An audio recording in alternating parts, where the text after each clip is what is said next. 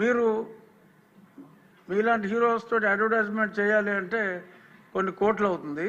మీరు సంబంధిత శాఖ మంత్రిగా ప్లాస్టిక్ని నిషేధించండి అని మీరు జన సైనికులకి చెప్పారంటే ఎవడన్నా ప్లాస్టిక్ వేస్తే పట్టేసుకుంటారు వాళ్ళు. ఆ మధ్యన గోతులు ఎలా కప్పెట్టారో కొన్ని సంవత్సరాల క్రితం రోడ్లు మీరు బాగు చేయమని పిలిపించినప్పుడు ప్లాస్టిక్ని ఆపండి అని మీరు ఒక్క పిలుపు ఎలా ఇస్తే ఎలా అంతే ఇంకా అది ఆగిపోతుంది. సో కాబట్టి సంబంధిత శాఖ మంత్రిగా మీరు ఆ స్టెప్స్ తీసుకుంటే డెఫినెట్గా ఈ ప్లాస్టిక్ భూతాన్ని అరికట్టాలంటే అది మీ వల్ల సాధ్యమయ్యే అవకాశం చాలా ఎక్కువగా ఉంది. కాబట్టి ప్లాస్టిక్ గురించి మీ అవగాహన ఇందాక మీరు చెప్పారు, ఎక్స్ట్రాడినరీగా మొత్తం అంతా ఎక్స్ప్లెయిన్ చేయటం, తల్లి గర్భంలో కూడా ఈ పొల్యూటెంట్స్ మైక్రో పొల్యూటెంట్స్ ఇలాగే విలేజెస్లో సిటీస్లో కొంచెం డిజిటల్ బోర్డ్స్ని ఎంకరేజ్ చేస్తే ఈ ఫ్లెక్సీలు మానేసి ఆ అడ్వర్టైజ్మెంట్ ఏదో డిజిటల్ బోర్డ్స్లోనే ఇచ్చుకుంటారు ఆ ఫంక్షన్లప్పుడు దానప్పుడు. కొంచెం ఆ రకంగా డిజిటల్ బోర్డ్స్ని ఎంకరేజ్ చేస్తే this might also come down quite a bit sir. ఇది నా రిక్వెస్ట్ తమరికి.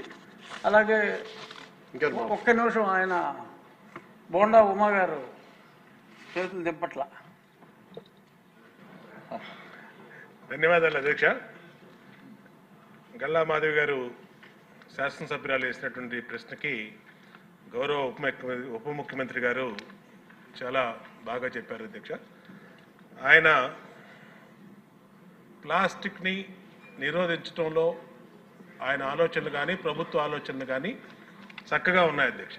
దానికేమీ ఎక్కడా మాకు ఎటువంటి డౌట్ లేదు అధ్యక్ష. కానీ ఇక్కడ పొల్యూషన్ కంట్రోల్ బోర్డు అధ్యక్ష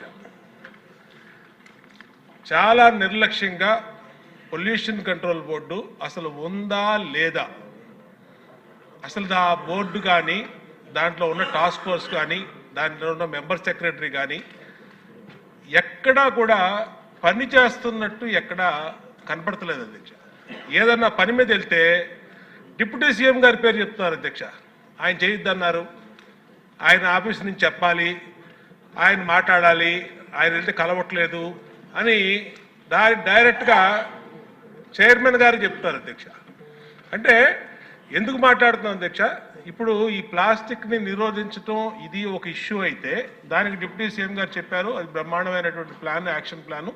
దాన్ని నిర్వహించి ఎమ్మెల్యేలు ప్రజాప్రతినిధులు అందరూ బాధ్యత తీసుకుంటే బ్రహ్మాండంగా జరుగుతుంది అధ్యక్ష. కానీ ఫ్యాక్టరీల పొల్యూషన్ అధ్యక్ష, ఇక్కడే ఉన్నారు కృష్ణయ్య గారు చైర్మన్ గారు, పెద్ద పెద్ద వాళ్ళందరినీ కూడా వాళ్ళు మరి ఏం ఇన్ఫ్లుయెన్స్కి గురవుతున్నారో తెలియట్లు. కానీ రామ్కీ పరిశ్రమ అధ్యక్ష ఈ పొల్యూషన్ దాంట్లో ఆయన కూడా వెళ్ళి విశాఖపట్నంలో ఇన్స్పెక్షన్ చేసి వచ్చారు.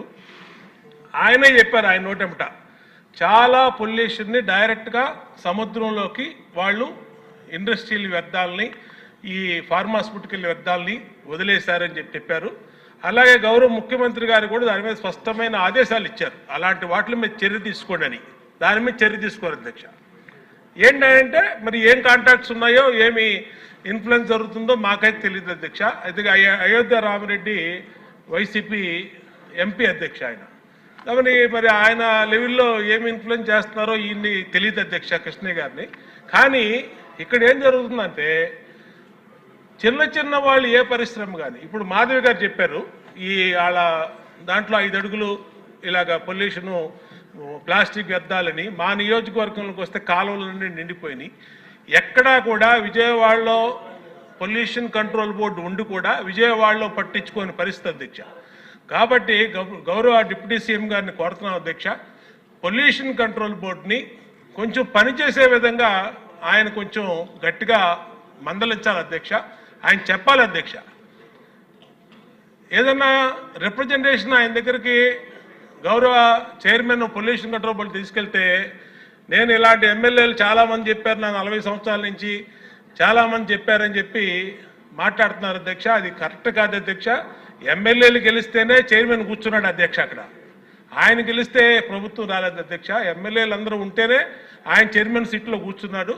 కాబట్టి దయచేసి ఆయనకు కూడా విజ్ఞప్తి చేసేది ఏంటంటే, పెద్ద పెద్ద చేపల్ని పట్టుకోండి, మీరు యాక్షన్ తీసుకోండి. అయోధ్య రామిరెడ్డి రామ్కీ వాళ్ళని ఎందుకు వదిలేశారు మీరు? ఎందుకు వదిలేశారు చెప్పండి? ఈ సభలో ఇక్కడే ఉన్నారు ఆయన. అది చెప్పకుండా చిన్న చిన్న వాటికి 100 కారణాలు చెప్పి ఎక్కడో ఎన్జిటి వాళ్ళు ఒప్పుకోలేదని, లేదా డిప్యూటీ సీఎం గారు ఒప్పుకోలేదని వాళ్ళ పేర్లు ఉపయోగిస్తారు. అది ఈ సబ్జెక్ట్ ప్లాస్టిక్ అయినా సభలో లేని వాళ్ళ పేర్ల గురించి మాట్లాడటం కూడా కరెక్ట్. అలాగే సార్, ఈ ప్రశ్నకి దానికి సమాధానం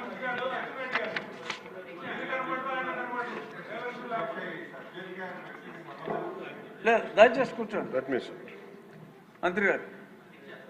ఒక్కటి సార్,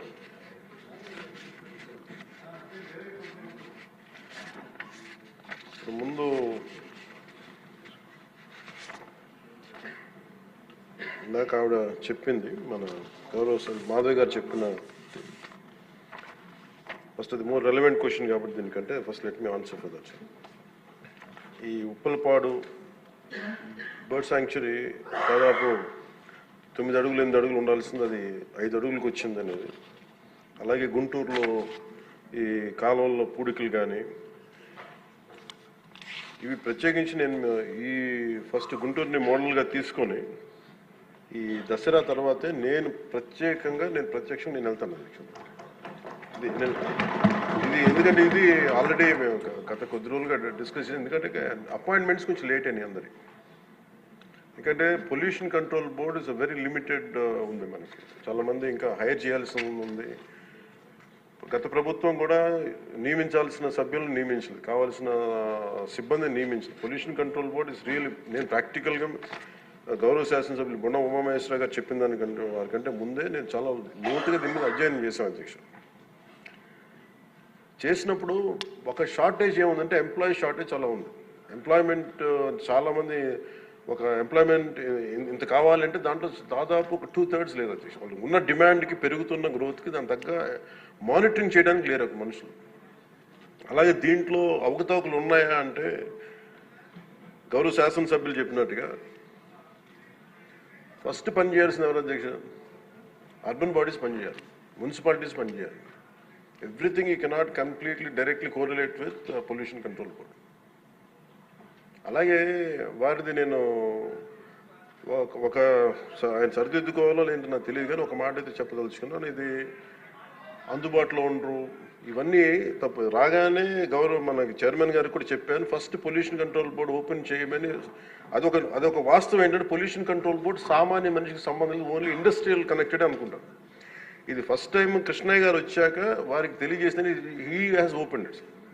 ఎవరైనా సరే ఎనీ ఆఫీస్కి వెళ్ళిపోయి మీరు పొల్యూషన్ కంట్రోల్ బోర్డు ఆఫీస్కి వెళ్తే మీకు అది ఓపెన్గా ఉంటుంది. దానికి నేను బాధ్యత తీసుకున్న తర్వాత మొట్టమొదటి చేసిన అధ్యక్ష. కాకపోతే దీని మీద అవగాహన కల్పించాలి, అసలు వెళ్తే కొంత సమాధానం. ఎందుకంటే first of all there is extensive employment shortage ఉంది, దానికి అదొక మేజర్ సమస్య. అలాగే వారు లేవనెత్తింది ఇంకొకటి రామ్కి సంస్థ మీద, వారికి షోకాస్ నోటీస్ ఇష్యూ చేయడం జరిగింది, యాక్షన్ తీసుకోవడం జరిగింది.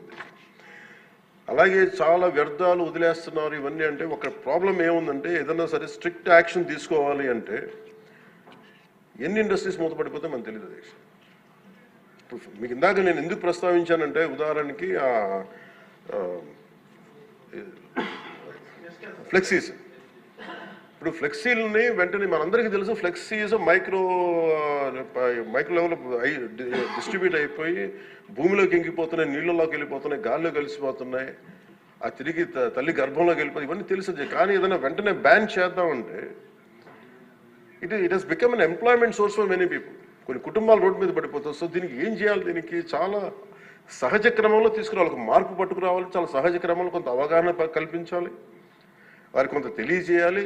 సడన్గా మెషిన్ పెట్టాల్సిన ప్లాస్టిక్ పెట్టే చోట బయోడిగ్రేడబుల్ మెటీరియల్ పెట్టాలంటే దానికి ఆ పర్టికులర్ ప్రింటింగ్ మెషిన్ ఎంతవరకు యాక్సెప్ట్ చేస్తే కలర్స్ అంత సాచురేషన్ ఉంటుందా లేదా, ఇవన్నీ కూడా ఆలోచించాలి అధ్యక్ష. నా ఉద్దేశం ఏంటంటే ఒక ప్లాస్టిక్ చిన్నపాటి ఫ్లెక్సీకే మనం ఇంత ఆలోచిస్తున్నప్పుడు can you imagine the magnanimity to apply the real true pollution norms to every industry. ప్రపంచం మొత్తం మీద ఇది ఒక భారతదేశం లేదు, ప్రపంచం మొత్తం మీద I'm very deep committed environmentalist అధ్యక్ష. నేను రియల్ లైఫ్లో వాడటానికి మనం ఆలోచిస్తాను. కానీ ప్రాక్టికల్గా మనం చూసేటప్పటికి ఇప్పుడు ఏ పరిశ్రమ అయినా సరే పొల్యూషన్ లేకుండా ఏ పరిశ్రమ లేదు, ఒకటి లేదు.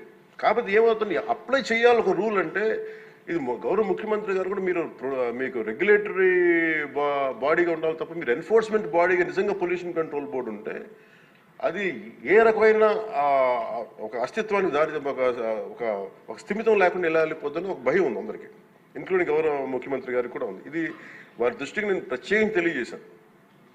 సో అది ఒక నామ్లో అదొక పరిగణలోకి తీసుకున్న అధ్యక్ష. అలాగే వీఆర్ వెరీ కమిటెడ్ ఫర్ ఇది ఒక్క ఆంధ్రప్రదేశ్ రాష్ట్రానికే కాదు, ఎంటైర్ మన భారతదేశానికి సంబంధించి కానీ ప్రపంచానికి సంబంధించి మన అందరి బాధ్యత ఇది మనందరి బాధ్యత. అలాగే పారిశ్రామికవేత్తల బాధ్యత కూడా ఉంది. కొన్నిసార్లు నదుల్లో కాలుష్యాలు వదిలేస్తానంటారు, జరుగుతూ ఉన్నాయి కొన్ని చోట్ల. ఉదాహరణకి మనకి డెల్టా పేపర్ మిల్సే ఉంది, మనకి భీమవరం డెల్టా పేపర్ మిల్స్ మొత్తం అసలు కూర్చోబెట్టి ఒక బలమైన పంట కాలం నాశనం అయిపోయినాయి. అది మీ దృష్టిలో ఉంటుంది, మీకు తెలుసు. కానీ ఇప్పుడు తీసేద్దామంటే ఇప్పుడు దీన్ని ఎలా శిక్షిస్తారు దీన్ని చెప్పండి. దీనికి కొంత ఒక విస్తృతం ఎందుకు నేను ఒక వేగ్గా అడగలేదు అధ్యక్ష. నేను ఎందుకు ఒక రోజు ప్రత్యేకించి దీని మీద మీరు చర్చ పెట్టాలని ఎందుకన్నానంటే ఇలాంటివన్నీ గౌరవ సభ్యులు లేవనెత్తింది దాన్ని ఖచ్చితంగా పరిశీలించాల్సిన అంశం. కానీ మీరు intention should be Nobel and pure. మీరు ఇంటెన్షన్ డోంట్ టార్గెట్ ఓన్లీ ఈ అయోధ్య రామ్కి ఏముందంటే ఒక పరిశ్రమ చేస్తే మళ్ళీ గత ప్రభుత్వంలో అయిపోతాం. ముఖ్యమంత్రి గారి ఇంటెన్షన్ కూడా అది కాదు. ఇప్పుడు ఈ వేరే పార్టీల నుంచి రూలింగ్ పార్టీలోకి వచ్చారు, వీళ్ళందరినీ తీసుకున్నప్పుడు కంటిన్యూస్ వాళ్ళ సైడ్ తీసుకున్నారో మనకు తెలియదు. కానీ వాళ్ళు గతంలో పనిచేశారు కదా, ఆ ఇంటెన్షన్తో చేస్తే మటుకు అది ఈ ప్రభుత్వానికి అది రైట్ కాదు.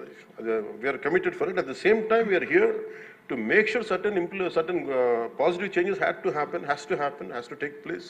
But how do we take it forward? ఇది ఒక విస్తృత స్థాయి చర్చ జరిగితే తప్ప గౌరవ ముఖ్యమంత్రి గారు కూడా దీని మీద నిర్ణయం తీసుకోవాలంటే గౌరవ సభ్యులందరూ కూడా దీంట్లో పాల్గొని ఈ నిర్ణయం తీసుకుంటే ఈ పాలసీ చేంజ్ చేస్తే ఇంప్లిమెంట్ చేస్తే ఒక పాలసీని ఇంప్లిమెంట్ చేయాలో ఏమేమి ఉంటాయి కళ్ళ ముందు. మనకి ఈ రోజుకి వివేకానంద గారి కేసులో మర్డర్ జరిగిందని తెలుసు, మనం ఇంకా చేయలేకపోతున్నాం దాన్ని. ఇవన్నీ అందుకని దీన్ని అంటే నా ఉద్దేశంలో అప్పీల్ టు యూ గౌరవ శాసనసభ్యుల్ని నేను ఒకటే కోరేది ఏంటంటే బొండమ్మ గారిని ఖచ్చితంగా it will be taken, it will be considered and this is my commitment to you all. ఈ సభకి మీ ద్వారా నేను కమిట్మెంట్ ఇస్తాను. పర్యావరణాన్ని చాలా చాలా ప్రథమ బాధ్యతగా మేము తీసుకున్నాం అధ్యక్ష. కాకపోతే దీనికి ఏంటంటే ఫండింగ్ ఇవన్నీ ఉన్నాయి. మేము ఫండింగ్ దాటి కూడా చెప్తున్నాం అధ్యక్ష. ఇది ఒక మీరు ఎమోషనల్ కమిట్మెంట్ అనుకోండి, దీన్ని ఒక గుండె లోతుల నుంచి వచ్చిన ఒక స్ఫూర్తితో చెప్తున్నా ఏదన్నా అనుకోండి. ఈరోజు మనకి నిజంగా పర్యావరణాన్ని పరిరక్షించాలంటే అంత నిధులు కూడా లేవు మనకి. ప్రజలు తినేసి అక్కడ వేసేస్తున్నారు ప్లాస్టిక్. దీనికి చంద్రబాబు గారు మేము వెళ్ళి కూర్చోబెట్టి రోజు తీయలేం అధ్యక్ష. దీనికి దేర్ ఆర్ ఎనఫ్ ఎంప్లాయ్మెంట్, దాని అంత చాలా మంది ఎంప్లాయీస్ ఉన్నారు, ప్రజల్లో ఇది రావాలి. సో దానికి తగ్గట్టుగా ఏం చేయాలనేది ఈ సభ కొంచెం సీరియస్గా తీసుకొని దీని ఒక అవగాహన అందరికి కల్పించుకొని మనందరికీ ఒక బలమైన బాధ్యతగా తీసుకుంటే దాన్ని ఇది మనం ప్రజల్లోకి 5 కోట్ల మంది ప్రజల్లోకి తీసుకెళ్ళచ్చు అధ్యక్ష. అది మీ ద్వారా కోరుకుంటున్నాం. బట్ నేను మీకు మాట ఇస్తున్నాను అధ్యక్ష, మేము ఇప్పుడు ఈరోజు రామ్కి ఒక్కదాని గురించి చెప్పాను, మాకు 100 ఉన్నాయి అధ్యక్ష. ఇలాంటి నేను ఒక 25-50 చెప్పగలను as on today. But the purpose will be defeated. భయపెట్టడం పారిశ్రామికవేత్తల్ని, లేదంటే వాళ్ళని కూర్చోబెట్టి మన ఏమేమి జరుగుతుందో వాళ్ళకి తెలియజెప్పి వాళ్ళ ద్వారా చేయించడం. ఇప్పుడు ఇదే నాకు డెల్టా పేపర్ మిల్స్ మనకి మొన్న కూడా ఉన్నాయి. ఆక్వా ఈరోజు 25,000 ఇన్ని వేల కోట్ల ఆదాయం ఆక్వా ఇస్తుంది. అది ఎంత పొల్యూషన్ క్రియేట్ చేస్తుంది మాట్లాడాలంటే. దాన్ని ఇండివిజువలైజ్ చేయలేదు. It should be total policy. అందుకని దీన్ని దృష్టిలో పెట్టుకొని మీరు దీన్ని ఈ ఒక్క ప్రశ్నతో ఈ ఒక్క పోటుతో కాకుండా విస్తృత స్థాయిలో మీరు ఒక రోజు దీని మీద చర్చించి, pollution is the future of our life. Pollution జరిగితే మనం ఎంత డబ్బులున్నా ఎంతున్నా ఆనందంగా బతకలేని పరిస్థితులు, మాస్కులు పెట్టుకోవాల్సిన పరిస్థితులు వస్తాయి భవిష్యత్తులో. అలాగే ఉన్నాయి యాజ్ ఆన్ టుడే. మీరు దీని మీద ఒక నోట్ చేయండి అధ్యక్ష. ఒక విస్తృత స్థాయి ఒక అసెంబ్లీ ఒక సభ జరగాలి దీని మీద. ఆ రోజు వచ్చేలోపు మేము ఏమేం చేసాం ఈ రోజు గౌరవ శాసనసభ్యులు లేవనెత్తిన అంశాలన్నిటికీ నేనే ప్రత్యక్షంగా వెళ్ళి ప్రతిదీ నేను పరిశీలించి దాని మీద సరైన మీకు ఒక నివేదిక అందజేస్తాను.